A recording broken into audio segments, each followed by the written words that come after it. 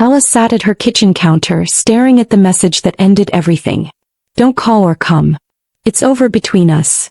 It came from her mother at 8:12 p.m. The words glowed on her phone like a cruel farewell. She read it twice, then typed back a single word, understood. Her thumb hovered for a second before she pressed send. Moments later her phone began to vibrate non-stop. Her father, her brother, her mother again, but she turned it face down and whispered, "No more." The silence that followed felt heavy but freeing. For the first time, Ella didn't rush to fix things. She just let them break. At 33, Ella lived in Portland, Oregon, where she ran a small but thriving interior design firm. Her apartment was simple. White walls, clean lines, soft light, and every piece of furniture had a story.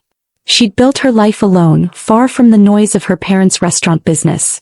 Her father, George, owned a chain of casual diners around the city, and her younger brother, Ryan, was being groomed to take over someday. George loved to say, "Family business stays in the family." He meant his kind of family, the one that didn't include Ella's dreams. She remembered the fight that changed everything. Ella was 18 when she showed her father her acceptance letter to art school. "Design," he had barked. "That's not a career, it's a hobby." Her mother, Linda, stood by silently as usual, stirring her tea like it was none of her business. "If you walk out that door," George had warned, "you're on your own." Ella lifted her chin and said quietly, "Then I'll make it on my own." She worked nights at diners, took out loans, and studied harder than anyone. By the time she was 28, she'd built her reputation designing modern homes and boutique hotels. The irony, her hobby had become a six-figure business. When her mother was diagnosed with cancer 5 years ago, Ella didn't hesitate. She paid for everything: chemo, medications, specialist travel. Over $100,000. Her father promised to repay her when business improved.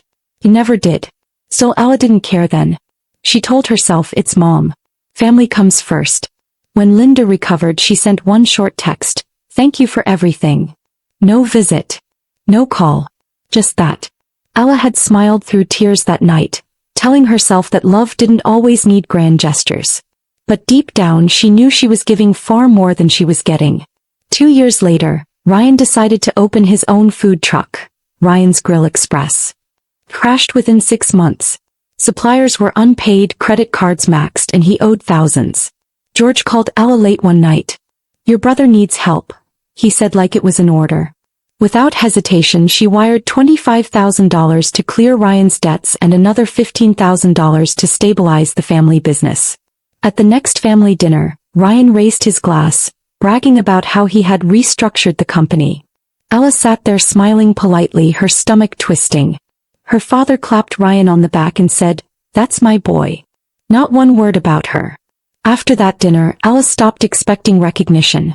Every time the restaurants faced a crisis, her father called. When the kitchen equipment broke, she paid. When her mother needed new medication, she paid. When a customer filed a lawsuit after slipping on a wet floor, she paid. Each time she told herself maybe this will make them proud. But it never did. At every family gathering, George spoke only about the restaurants and Ryan's leadership potential.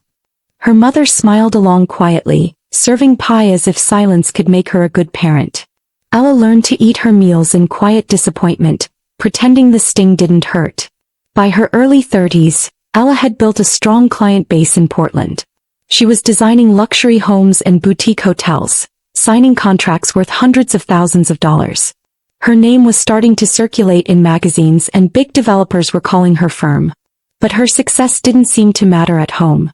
"You've changed," George said one night over dinner, when Ella declined to invest another $40,000 in a new restaurant. "No, Dad," she said calmly, "I just learned what boundaries are." Ryan laughed. "Boundaries? Is that what you call being selfish?" Ella's smile didn't waver. "If saying no makes me selfish, then I guess I am." A few months later, George invited her to what he called a family meeting. He said they needed to discuss important business matters. Ella arrived at her parents' home that Thursday evening with a folder of ideas.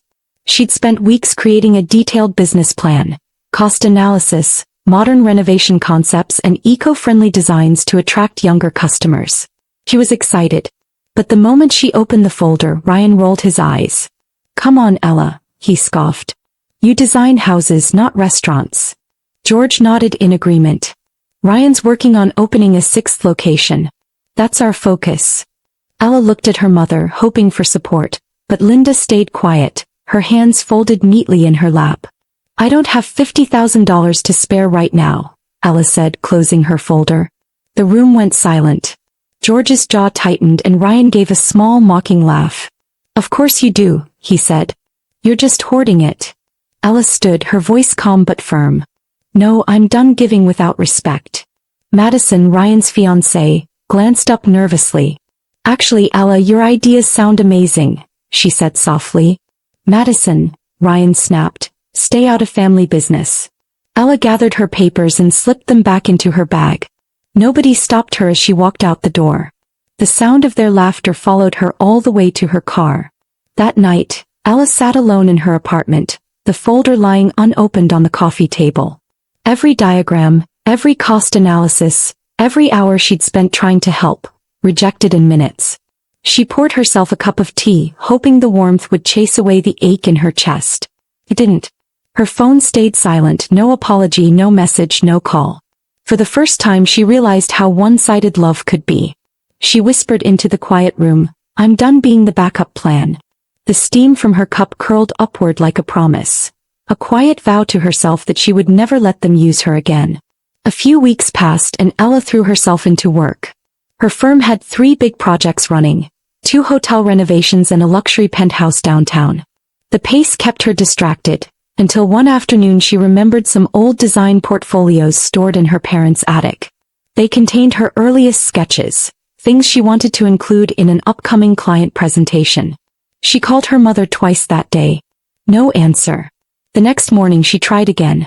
Still nothing. A strange heaviness settled in her chest. Her parents never ignored her calls, not until recently. She decided to drive to their house after work and pick up the portfolios herself. It was nearly dusk when Ella pulled into her parents' driveway. Both their cars were parked out front and lights glowed inside. She knocked gently, then again louder. No response. She hesitated before using her spare key, the same one her father had insisted she keep years ago. As soon as she stepped in, voices echoed from the living room. She froze. Her name came up sharp and cold. Ryan's the only one who's loyal, George was saying. He's earned the business. Ella doesn't care about this family. Ryan's voice followed, smug and satisfied. Thanks, Dad. I won't let you down. Then came her mother's hesitant tone. But Ella has done so much. She paid for my treatments. She's just a walking aim, George interrupted, his voice hard. She thinks throwing money around makes her special. It doesn't buy respect. Ryan laughed, that short cruel laugh Ella knew too well. Exactly, Dad. She wants praise for doing what family's supposed to do. Ella's heart pounded in her ears. She pressed her back against the wall, trying not to make a sound. Her mother said nothing more after that. Just silence, as if she agreed. Ella stood there for a long moment, eyes burning, before quietly slipping out the door. The drive home was a blur. Headlights, traffic lights, tears she refused to let fall. By the time she reached her apartment, something inside her had shifted. The next morning, Ella's phone buzzed with a new message. It was from her mother. Don't call and don't come. It's over between us. No explanation. No reason. Just finality. Ella stared at the words until they blurred. Then she opened her banking app. 4 years she'd been covering her family's bills, her mother's prescriptions, her brother's loans, 2 of the restaurant's utilities, all automatically deducted each month. She canceled every single payment. Her finger didn't tremble once. Then she placed her phone face down and made herself breakfast for one. For the first time in years she felt peace. The peace didn't last long. By 9 a.m. the next day her phone exploded with notifications. Calls, texts, emails. 27 missed calls. Ryan's voicemail was vicious. You selfish brat. You're destroying this family. You'll regret this. Her mother's text came next. How can you do this after all I've been through? You're breaking my heart. Her father's email was cold and commanding. Fix this immediately. The restaurants depend on you. Ella read each message without reacting. Then she turned off her phone. When it buzzed again an hour later, she blocked every number one by one. The silence that followed felt like fresh air. Over the next week the knocking started. Her mother appeared outside her apartment door, sometimes for 15 minutes straight. Ella, please open the door, she'd plead. We need to talk. Please, honey. Ella sat on her couch, laptop open, pretending not to hear. On the third visit her mother brought flowers. On the fourth she came with Ryan. Through the peephole, Ella watched him pacing angrily in the hallway. You can't hide forever, he shouted. You owe us, Ella. You owe me. His voice echoed down the corridor until a neighbor stepped out and told him to leave. That night, Ella double-locked her door and slept with the TV on for comfort. A few evenings later, Ella was leaving work when she saw Ryan waiting by her car in the parking garage. We need to talk, he said, stepping forward. Move, she replied, her keys clutched between her fingers. Not until you turn the payments back on, he barked. You're lucky Dad hasn't sued you yet. His voice was loud enough to draw attention. A few of Ella's co-workers, Tom from accounting and two others, were heading toward their cars. Everything okay, Ella? Tom asked. My brother was just leaving, she said firmly. No, I wasn't, Ryan snapped until Tom and the others stepped closer. I think you were, Tom said coolly. Ryan's glare could have burned holes through steel, but he backed away. After that confrontation, Ella's co-workers insisted on walking her to her car every evening. She hated the feeling of being guarded, but it was safer. 3 days later her assistant buzzed into her office. There's a Madison here to see you, she said. She says it's personal. Madison, Ryan's fiancée. Ella frowned but agreed to meet her. Madison walked in looking pale and nervous, clutching a manila folder. If Ryan sent you, Ella began, but Madison shook her head. He doesn't know I'm here. Please, can I sit? Ella nodded. Madison sat down, glanced toward the door, then slid the folder across the desk. You need to see this, she whispered. I can't keep quiet anymore. Inside the folder were pages of bank statements, receipts, and transaction records, all from the restaurant accounts. Ella's eyes widened. What am I looking at? She asked. Madison's voice trembled. Evidence. Ryan's been stealing from the restaurants. Tens of thousands of dollars. Ella flipped through the pages. Transfers to offshore accounts, expensive watches, first-class flights, a boat rental in Miami. How did you get this? She asked. I handle some of the accounting, Madison said softly. He thought I was too naive to notice, but I traced everything. He's been doing it for years. She took a shaky breath. I couldn't marry a thief, Ella. You deserve to know the truth. Ella sat back in her chair, stunned. The numbers blurred before her eyes as anger and relief fought inside her. Finally, the puzzle made sense. Why the restaurants always struggled despite her support. Why are you showing me this? She asked quietly. Madison's eyes filled with tears. Because what they're doing to you is wrong. And because I'm leaving him tonight. Ella reached across the desk and placed her hand over Madison's. Thank you, she said sincerely. You're braver than you think. After Madison left, Ella added up everything she had given her family over the years. Medical bills, debts, repairs, lawsuits. The total was $183,000. And all that time Ryan had been stealing behind their backs. A week later, Ella received an unexpected call from her mother. We need to meet, Linda said, her tone formal, almost businesslike. All of us, your father, Ryan, and me. Tomorrow at 2. The Bridge Cafe downtown. Ella hesitated but agreed. She had questions and now she had evidence. The next day she arrived early and sat by the window, her folder of documents tucked neatly beside her coffee. When her parents and brother walked in, they moved like a unit. Tight, serious, prepared for confrontation. George didn't waste time. Your childish tantrum is hurting this family, he said sharply. You need to restore the payments. Immediately. Ella leaned back in her chair. Childish tantrum? She repeated, her voice calm. That's what you call setting boundaries? George's jaw clenched. We raced you better than this. You raced me to give without question, she corrected. That's over. Ryan slammed his hand on the table. You think you can talk to Dad like that? Ella smiled faintly. I think I can talk like an adult. Something you should try. His fiancée Madison would have been proud of that moment. You were always ungrateful, George snapped. We've done everything for you. Ella tilted her head. Really?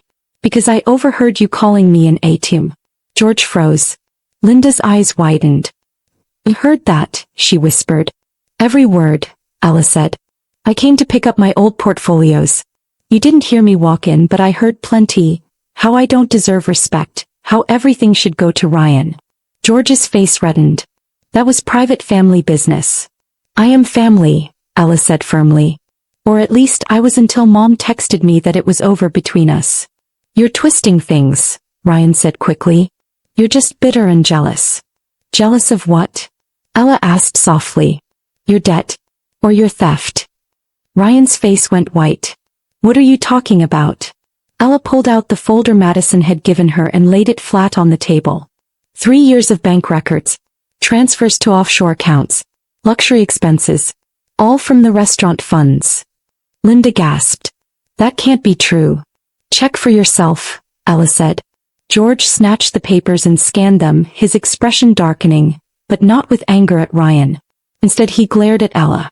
You've been spying on us? Trying to destroy your brother. Ella stared at him in disbelief. You're unbelievable, she said quietly. You're defending the thief who ruined you. Ryan tried to snatch the papers away. You forged this. You're jealous because Dad chose me. I didn't forge anything, Ella said coldly. Ask Madison. She's the one who found the records. George pointed a shaking finger at her. You had no right to expose family matters in public. Then maybe you should have kept them honorable, Ella replied. His voice dropped, low and threatening. You'll regret this, Ella. You're still our daughter. She stood gathering her things. Not anymore. I stopped being your daughter the day I stopped being your wallet. The cafe had gone silent, all eyes on their table. Ella didn't care. She walked out with her head high. Outside, the crisp Portland air filled her lungs. She felt shaky but lighter. For once, the weight of their manipulation had lifted. That night, she went home and poured herself a glass of wine. She reread the business plan her father had mocked and smiled. The next day, she emailed it to Pacific Restaurant Group, a major dining chain expanding across the Northwest. To her surprise, they responded within hours. Interested, impressed, and ready to negotiate. 2 days later, she signed a contract worth $500,000 for her concept design. The plan they rejected had saved her future. When the payment cleared, Ella didn't tell anyone. She quietly expanded her design firm, hired 2 new designers, an assistant, and rented a bigger office downtown. Within weeks, business soared. A boutique hotel chain hired her to redesign all their Pacific Northwest locations, a contract worth $2 million over 3 years. She had built everything from nothing, without family help, without approval, without apology. And she was proud of it. She deleted her parents' numbers, blocked Ryan's, and changed her locks. For the first time in her life, Ella belonged only to herself. 6 months later, Ella ran into her Aunt Carol at a local market. Ella dear, Carol said, her voice uneasy. Have you heard about the restaurants? Ella shook her head. What about them? They're gone, Carol said gently. Bankruptcy. All 5 locations closed last month. Ella paused, unsure how to feel. And Ryan, she asked. Carol sighed. Facing legal trouble. He kept taking money until the end. The suppliers sued. He's under investigation for embezzlement. Ella nodded slowly, absorbing the news. It didn't feel like revenge. It felt like balance finally restored. Carol hesitated before continuing. Your parents, they sold the house. Moved to a small apartment in Gresham. Your father's working at a hardware store. Your mother got a part-time job at Macy's. Ella blinked. After all that pride, she murmured. After calling me selfish. Carol touched her arm. They ask about you sometimes. I think they're sorry. Ella smiled faintly. Maybe. But some lessons come too late. That night she lay awake thinking, not about the money or the betrayal, but about peace. The kind that comes only after years of giving and finally choosing yourself. 2 weeks later, her phone rang from an unknown number. Against her better judgment, Ella answered. Ella. It was her mother. Her voice was soft, trembling. Please don't hang up. What do you want, Mom? To apologize, Linda said. Truly apologize. Not to ask for money. Just to say I'm sorry. Ella stayed quiet. We failed you, Linda continued. We took you for granted. We chose Ryan every time and look where it got us. He won't even talk to us now. Ella closed her eyes, torn between anger and exhaustion. Are you sorry because you lost everything, she asked, or because you lost me? A long pause followed. Both, Linda admitted. I know that's not what you want to hear, but it's the truth. Losing everything made me realize how much we hurt you. You didn't deserve that. Ella listened, emotion building behind her calm tone. You texted me that it was over between us. You made that choice. I know, Linda whispered, her voice cracking. And I live with that regret every day. You were the only one who ever truly cared about this family, and we treated you like a stranger. Tears slipped down Ella's cheek, but her voice stayed steady. I hope you find peace, Mom. I already have. Can we at least meet for coffee? Linda asked. Just to talk? I won't ask for anything, I promise. Ella hesitated, then shook her head. No. You said it was over, and I finally learned to accept that. There was silence on the line before Linda said softly, I understand. Just know that I really am proud of you, of who you became even without us. Goodbye, Mom. Goodbye, Ella, her mother whispered. Ella hung up and deleted the number. It was over, this time for real. Not in anger but in peace. Months passed and Ella focused entirely on her business. Her firm now had 18 employees, offices in both Portland and Seattle, and projects lined up for the next 2 years. She bought her first home, a restored craftsman house with hardwood floors and a small garden. Every morning she brewed her coffee by the window, watching the sun rise over Mount Hood, feeling something she hadn't felt in years, freedom. Her success wasn't about revenge anymore. It was about proving to herself that love doesn't require permission, and worth isn't defined by family validation. Occasionally she'd drive past one of her father's old restaurant locations. The neon signs were gone. One was now a yoga studio, another a Vietnamese restaurant with lines out the door. The last one, a place she'd once helped repaint as a teenager, had become a cannabis dispensary. The sight didn't make her bitter. It made her grateful. Everything she lost had made space for something better. The old life had ended, but her new one was thriving.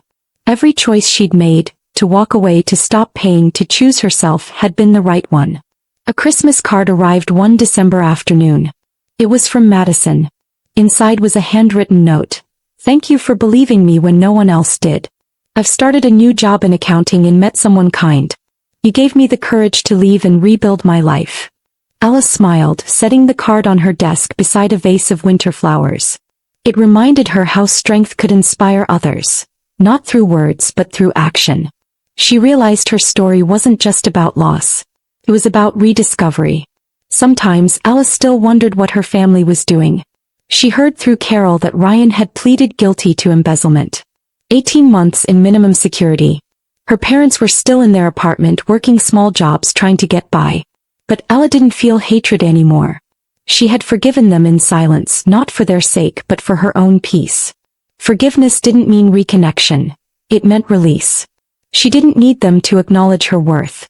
She already knew it. One rainy afternoon, Ella visited a client's newly finished hotel lobby.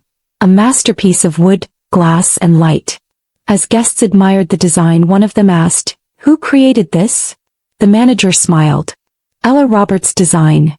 Hearing her name spoken with pride filled her with quiet joy. She stood by the entrance for a moment, watching people enjoy her work, realizing that her life had become exactly what she once dreamed of. No validation from her family could ever match the peace of self-made success. That night, Ella drove home through the city lights, the hum of traffic blending with her thoughts. She passed the riverfront where her father used to talk about legacy and family pride. She smiled faintly. His legacy had ended with failure. Hers was just beginning. The girl once called an ATM had become a name people respected.